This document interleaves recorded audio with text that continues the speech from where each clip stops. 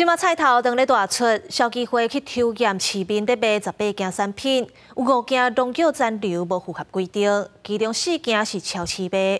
亲像全联卖中国菜头有验到农药超标，全联表示已经落架啊，未来会加强检验。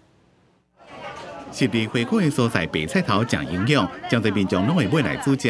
不过，最近消基会伫咧乐岛甲南投县顶市场、农会超市，还有连锁超市卖白菜头来做市面上农药残留调查测试。结果18件样品内面，10件有农药残留，5件无符合规定。伫咧其中有4件是来自超市，1件是全联所卖的中国白菜头，每当验出的农药芬普尼也超过标准。芬普尼这种农药啊，对甲壳类蚂蚁啊、白蚁这部分有杀伤力哦。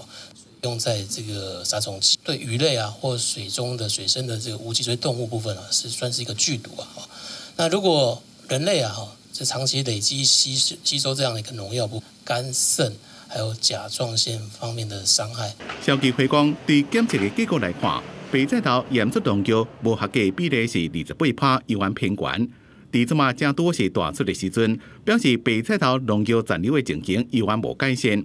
而且这回验出的无合格农药拢是杀虫剂，残留农药含量拢超过安全用准量的，是违反食安法。依照规定，适当罚6万以上2亿以下。是请主管机关呢，应该加强它的一个抽验查验的一个密度啊。买回来呢，就把那个头切掉，因为大部分的农药的残留呢，大部分都是在那个头的。能够消得深一点的话，把第2层的那个苦味的那个皮的部分消掉，那就不会有苦味的这种状况哦。对有问题白菜头商品，全联讲已经伫第一时间拢落架，当规个蔬菜水果，因逐工拢会做相关的农药快筛检测，会继续加强相关的作业，替消费者把关。